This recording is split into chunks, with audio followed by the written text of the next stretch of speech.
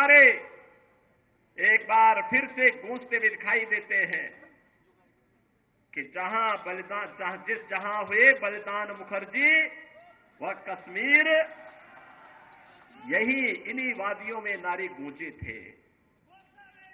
Doctor Shyama Prasad Mukherjee ने इस सपने को साकार करने के लिए अपने आप को बलिदान किया था और बहनों और भाइयों 70 वर्षों तक कोई सरकार निर्णय नहीं ले पाई।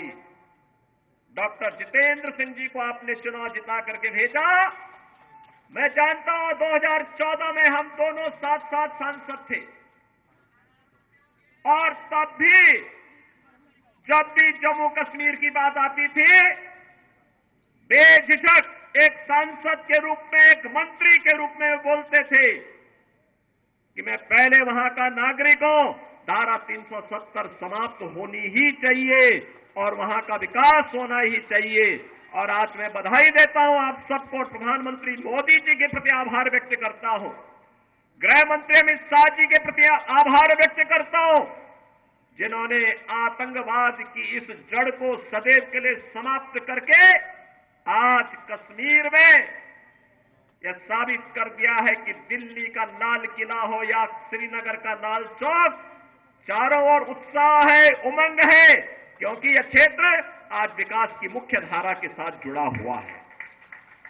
बहनों और भाइयों, जो विकास है आज आप देख रहे होंगे 4 लेन और 6 लेन की एक्सप्रेसवे, मेडिकल कॉलेजेस का संचालन, इंजीनियरिंग कॉलेज, यहां पर सिंचाई की सुविधा, हर घर नल की योजनाएं, ये सब हो ही रही है। लेकिन सबसे बड़ी बात ये, पूछिए इन लोगों से जो लोग इस देश के विभाजन के जिम्मेदार हैं, कांग्रेस से प्रश्न पूछा जाना चाहिए, आखिर हमारा हिंदुस्तान 1947 में आजाद हुआ, लेकिन कांग्रेस की सत्ता लिप्सा ने आजादी के एक दिन पहले देश का दुर्भाग्यपूर्ण विभाजन भी करवाया। और बहनों और भाइयों, स्वतंत्र भारत में हमने हमेशा अपना एक धर्म माना और वह धर्म माना राष्ट्र धर्म। हम अपने राष्ट्र को सर्वोपरि मानते हैं। मेरी व्यक्तिगत कोई भी आस्था होगी, कोई भी उपासना विधि होगी, लेकिन अगर वह राष्ट्र के मार्ग में बाधक है, मैं इसको दरकिनार करके रखता हूं और पहले कहता हूं कि मेरा देश रहना चाहिए। मेरे लिए मेरे देश की स्वतंत्रता, मेरे देश की संप्रभुता और इसकी अखंडता सर्वोपरि रखती है। और इसीलिए आज न केवल भारत एक ग्लोबल पावर के रूप में आगे बढ़ रहा है, अपितु बहनों और भाइयों, आप देख रहे होंगे अन्य दिनों में तो आप छोड़िए, भारत सरकार के साइंस एंड टेक्नोलॉजी के मंत्री भी डॉक्टर जितेंद्र सिंह जी हैं, प्रधानमंत्री कार्यालय के मंत्री भी डॉक्टर जितेंद्र सिंह जी हैं। कोरोना कालखंड में पहली बार आपने देखा होगा भारत के वैज्ञानिकों ने यानी दो ऐसे वैक्सीन दिए जो दुनिया के अंदर कोरोना जैसी महामारी की अचूक दवा है, अचूक दवा।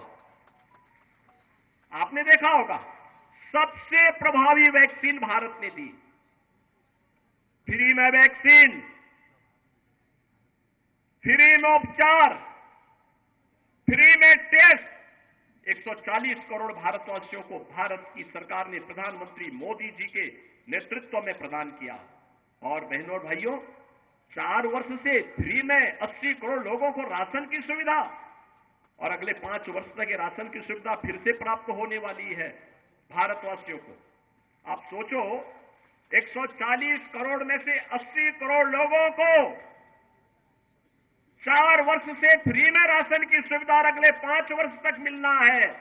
और दूसरी तरफ 1947 में भारत से अलग हुआ पाकिस्तान भीख का कटोरा लेकर के दुनिया के अंदर भीख मांगता हुआ दिखाई दे रहा है।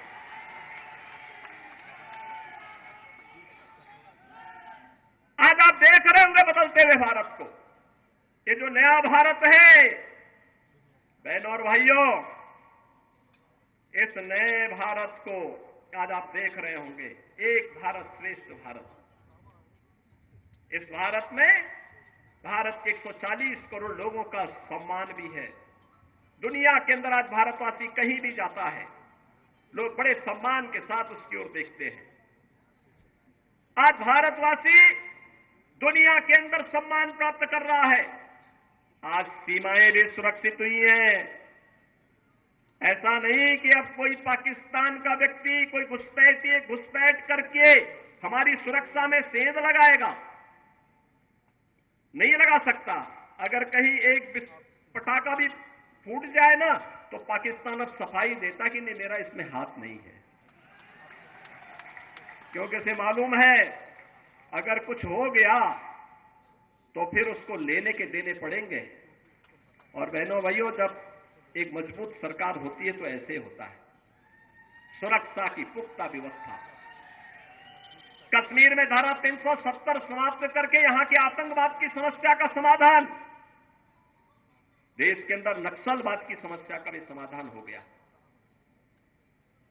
सुरक्षा की बेहतर स्थिति है। इंफ्रास्ट्रक्चर, अत्याधुनिक इंफ्रास्ट्रक्चर आप देख रहे होंगे।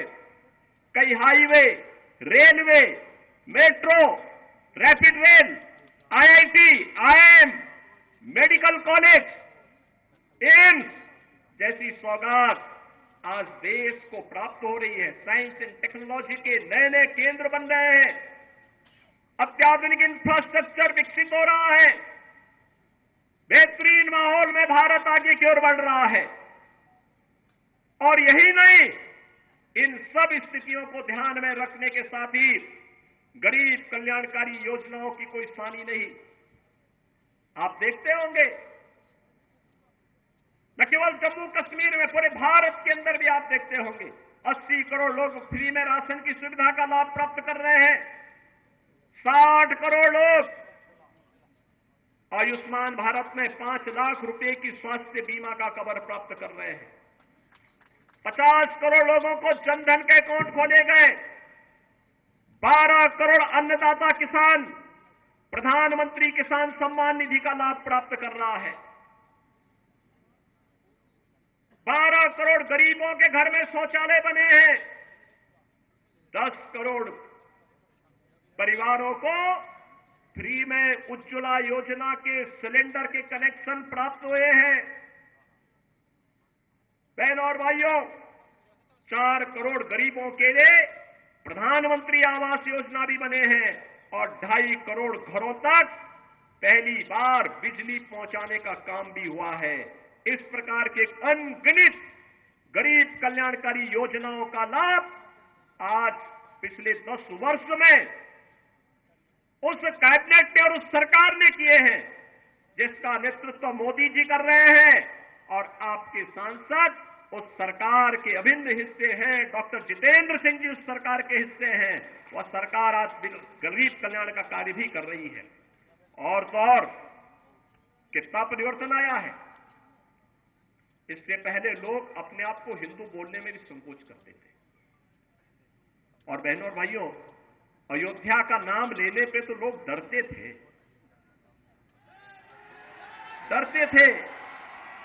मुझे याद है, जब मैं 2017 में उत्तर प्रदेश का मुख्यमंत्री बना तो मैं अयोध्या चला गया। लोगों ने कहा, क्या कर रहे हैं? मैंने कहा, क्यों? कहा कि अयोध्या जाने से आपको मालूम है तो कुछ लोग नाराज हो जाएंगे। मैंने कहा, कुछ लोग नाराज हो जाएंगे तो क्या मैं अपनी आस्था के साथ और जन आस्था के साथ खिलवाड़ कर दूं क्या? ये वोट बैंक के लिए नहीं हो सकता है। हमने कहा, अयोध्या में भव्य दीपोत्सव के आयोजन की तैयारी करो। और बहनों और भाइयों, अच्छी सरकार बनती है तो 500 वर्षों का इंतजार भी समाप्त हो जाता है। आज अयोध्या में राम मंदिर का निर्माण हुआ है ना, क्या ये काम कांग्रेस के लोग कर पाते क्या? अयोध्या में राम मंदिर का निर्माण कांग्रेस कर पाती क्या? बहनों और भाइयों, कांग्रेस ने तो कहा था कि राम हुए ही नहीं, कृष्ण हुए ही नहीं। जो एक्सीडेंटल हिंदू थे वे राम और कृष्ण पर ही प्रश्न खड़ा कर दिए थे। इससे बड़ी आस्था के साथ खिलवाड़ दूसरा नहीं हो सकता। बहनों और भाइयों, कैसे इन्होंने अपमानित करने का प्रयास किया था। राम और कृष्ण के अस्तित्व पर ही प्रश्न खड़ा करके हमारे आराध्य देवों को नकारने का प्रयास किया था। लेकिन आज अयोध्या में भव्य राम मंदिर का निर्माण न केवल हो गया है, बल्कि आज आप अयोध्या जाएंगे, आपको आज परिवर्तन देखने को मिलेगा। अयोध्या में लगेगा जैसे त्रेता युग का अयोध्या यहां उतर आया है, साक्षात उतर आया है। जब अच्छी सरकार आती है तो यही होता है, अच्छी सरकार आती है यही होता है। काशी में आप जाइए, काशी विश्वनाथ धाम बन गया है। लोग बोलते थे काशी विश्वनाथ धाम संकरी गली थी, बामुश्किल 5 लोग जा पाते थे। आज 50,000 श्रद्धालु भी एक समय वहां आ जाए मंदिर परिसर में, कोई समस्या नहीं है, कोई समस्या नहीं है। आस्था का सम्मान कैसे होना चाहिए, यह कार्य भी आज देखने को मिल रहा है। नौजवानों के लिए रोजगार की व्यवस्था, जीविका की व्यवस्था कैसे होनी चाहिए, यह कार्य भी आज देश के अंदर बखूबी आगे बढ़ रहा है। और बहनों और भाइयों, यही नहीं, हमें सुरक्षा भी करनी है और देश को समृद्धि की नई ऊंचाइयों तक भी लेके चलना है। इस पर जो कार्य वर्तमान में हो रहा है, यह किसी से छुपा हुआ नहीं है, पूरा देश इस बात को जानता है। आपने देखा होगा, यह देश जब अपनी आजादी का अमृत महोत्सव मना रहा था, आजादी के 75 वर्ष पूरे हो रहे थे, देश उत्साह के साथ जुड़ा हुआ था और उस उत्साह को और दुगना कर दिया था जब जो ब्रिटेन लगभग 200 वर्षों तक जिस भारत पे शासन किया था, उस ब्रिटेन को पछाड़ करके प्रधानमंत्री मोदी जी के नेतृत्व में भारत दुनिया की 5वीं बड़ी अर्थव्यवस्था बना, 5वीं बड़ी अर्थव्यवस्था बना। और आज तो हम इसीलिए आए हैं, बहुत सारे लोग आएंगे आपके पास अपनी बात कहने के लिए। कोई जाति की बात करेगा, कोई क्षेत्र की बात करेगा, कोई भाषा की बात करेगा, कोई किसी अन्य बात की बात करेगा। हमें किसी बात में नहीं पड़ना है, बहुत खोया है। अब पाने का समय आया है, अपने देश को मजबूत करने का समय आया है। कठुआ को विकास की मुख्य धारा के साथ जोड़ करके अपने वर्तमान और भावी पीढ़ी के लिए उज्जवल भविष्य देना है। और इसके लिए आवश्यक है जो कार्य यहां पे पिछले 10 वर्ष के अंदर, मैं सचमुच चौंका था जब मैं ऊपर से हेलीकॉप्टर से देख रहा था यहां का विकास। किस तरीके से कोई सोचता था यहां भी एक्सप्रेसवे से जुड़ेगा, यहां भी मेडिकल कॉलेज बनेंगे, यहां पे प्रौद्योगिकी संस्थान बनेंगे, यहां पे कुछ अच्छे सेंटर स्थापित होंगे। जम्मू कश्मीर को तो लोगों ने लावारिस छोड़ दिया था, भगवान भरोसे छोड़ दिया था। देश को इन्होंने किस प्रकार का व्यवहार देश के साथ किया था। बहनों और भाइयों, कांग्रेसियों के व्यवहार पर कोई आश्चर्य नहीं, क्योंकि इन्होंने पूरे देश को अपनी पपौती समझ करके उसको, जब देश के ऊपर संकट आता था, ये लोग देश छोड़ करके भाग जाते थे। किसी भी समय में आपने देखा होगा, या डोडा का नरसंहार किसने नहीं देखा था। लेकिन बहनों और भाइयों, अब हमारे पास वक्त आया है, पिछले 10 वर्ष में जो कार्य किया है उसके परिणाम को हमें और बेहतर तरीके से सामने लेकर के आना है। और इसके लिए तीसरी बार मोदी जी ने आपसे कार्यकाल मांगा है। मोदी जी तीसरी बार देश के अंदर भारत को तीसरी बड़ी अर्थव्यवस्था के रूप में स्थापित करने के लिए आपके पास आ रहे हैं। और इसके लिए मोदी जी के प्रतिनिधि के रूप में आपके लोकप्रिय सांसद और केंद्रीय मंत्री डॉक्टर जितेंद्र सिंह जी तीसरी बार आपका आशीर्वाद प्राप्त करने के लिए आपके पास आए हैं। बहनों और भाइयों, अपनी सहजता, अपनी सरलता, अपने व्यवहार कुशल से न केवल उन्होंने देश के अंदर, बल्कि जो भी दायित्व उन्हें भारत सरकार ने सौंपा है, पार्टी ने सौंपा है, उसका बखूबी निर्वहन करने की जिम्मेदारी उन्होंने जिस तत्परता और जिस प्रतिबद्धता के साथ किया है, वो अद्भुत है, अभिनंदनीय है। और इसके लिए मैं आपको बधाई देता हूं, क्योंकि प्रतिनिधि आपने चुना। उनके साथ संसद में हम लोग जब 2014 में साथ साथ सांसद थे, तब भी मैं देखता था बहुत ही सहजता, सरलता के साथ किसी भी बड़ी से बड़ी समस्या का समाधान कैसे होना चाहिए, इसके लिए वह उस समस्या के समाधान पर विश्वास करते थे।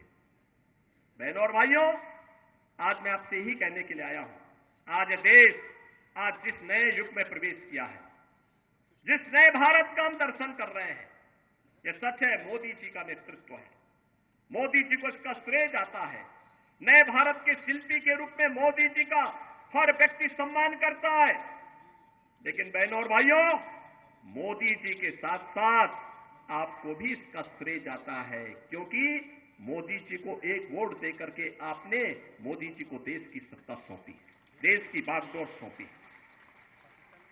मोदी जी को देश की बागडोर सौंपी है, तो परिणाम आज आपके सामने है। अयोध्या में राम मंदिर भी बन रहा है, भारत दुनिया की बड़ी ताकत भी बन रहा है, सुरक्षा का बेहतर वातावरण भी बन रहा है, विकास के बड़े बड़े कार्य भी हो रहे हैं, गरीब कल्याणकारी योजना भी प्रभावी ढंग से आगे बढ़ रही है।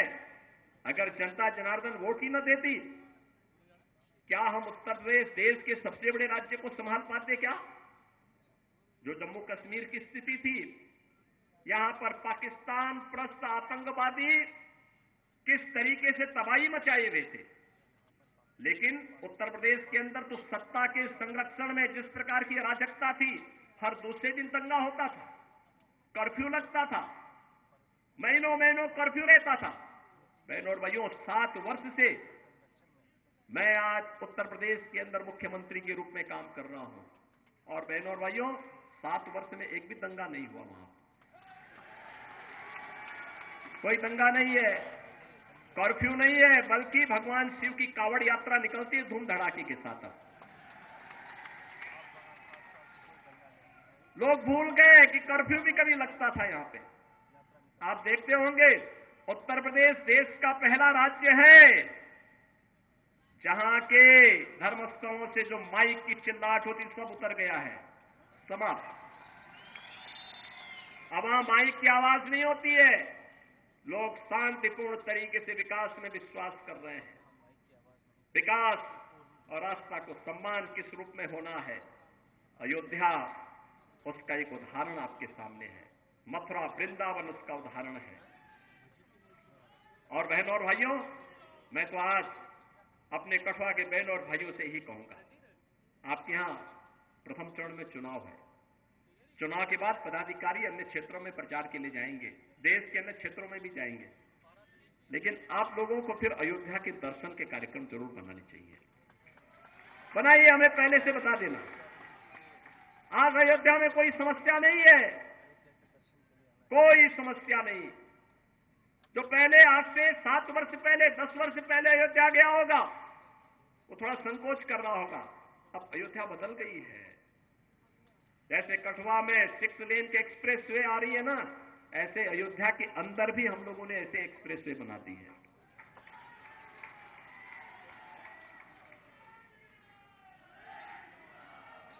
सुरक्षा का बेहतर वातावरण है। उत्तर प्रदेश में तो बहुत संकोच नहीं करते हम लोग।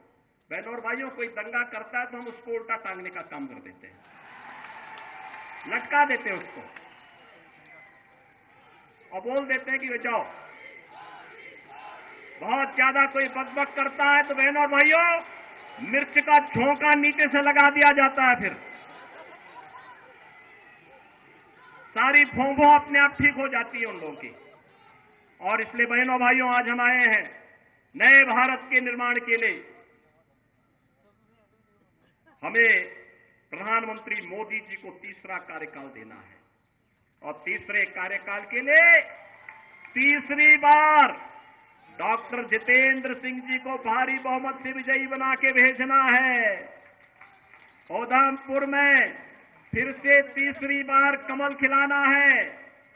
आप सब सहमत हैं ना? सभी लोग सहमत हैं? माताएं बहनें भी सब लोग अपना आशीर्वाद दीजिए। लोकतंत्र तो आपका है, लोकतंत्र के जनार्दन आप ही हैं, और लोकतंत्र में तीसरी बार आपको उन्हें फिर से भारी बहुमत से विजयी बनाना है। और यह अवसर आपके लिए होगा कि उन्होंने 10 वर्ष में जिस निष्ठा के साथ काम किया है। चुनाव एक अवसर होता है 5 वर्ष में अपने जनप्रतिनिधि की सेवा के प्रति कृतज्ञता ज्ञापित करने का, कि उन्होंने कार्य किया है व्यक्तिगत राग द्वेष से ऊपर उठ करके, व्यक्तिगत राग द्वेष से ऊपर उठ करके मूल्य और सिद्धांतों के लिए राष्ट्र धर्म का निर्वाह करते हुए हम लोग कार्य करेंगे। और इस दृष्टि से उन्होंने जिस निष्ठा के साथ काम किया निसंदेह अभिनंदनीय है, स्वागत योग्य है। और इसलिए आज मुझे स्वयं उत्तर प्रदेश से यहां आना पड़ रहा है, आपके पास आना पड़ा, आपसे अपील करने के लिए आया हूं। मैं आप सबसे यही अपील करने के लिए आया हूं कि उन्होंने जिस मजबूती के साथ काम किया उसको ध्यान में रखते हुए भारी बहुमत से उन्हें विजयी बना करके एक बार फिर से यहां पर कमल के फूल को खिलाने की कार्रवाई आप फिर से करिए। और जो आवाज देश की है, एक ही आवाज पूरे देश के अंदर गूंज रही है। मैं भी महाराष्ट्र गया था परसों, उसके एक दिन पहले मैं राजस्थान में था। उत्तर प्रदेश में तो 80 लोकसभा सीट अकेले उत्तर प्रदेश में है, और हर ओर एक ही आवाज है। वो आवाज है कि फिर एक बार, फिर एक बार, फिर एक बार मोदी सरकार का, और अब की बार 400 पार। 400 पार के लिए सहमत है ना? देखो, डॉक्टर जितेंद्र सिंह जी चुनाव जीतेंगे, किसी को संदेह नहीं, लेकिन चुनाव में बढ़त इतनी होनी चाहिए कि उनको भी यहां की शेष परियोजनाओं के लिए उतनी ही ताकत मिल सके। जनप्रतिनिधि ये कहता है ना, बाद में सांसद ये कहता है कि भाई देखो, जनता ने एक बड़ी जिम्मेदारी दी है, अब तो इस कार्य को मुझे यहां कराना ही कराना है, और उस कार्य के लिए बढ़त इतनी आप दीजिए। आप सब करेंगे? सहमत हैं? सभी लोग सहमत हैं? सभी लोग सहमत हैं? तो मेरे साथ फिर बोलेंगे, भारत माता की, भारत माता की, भारत माता की, वंदे वंदे वंदे।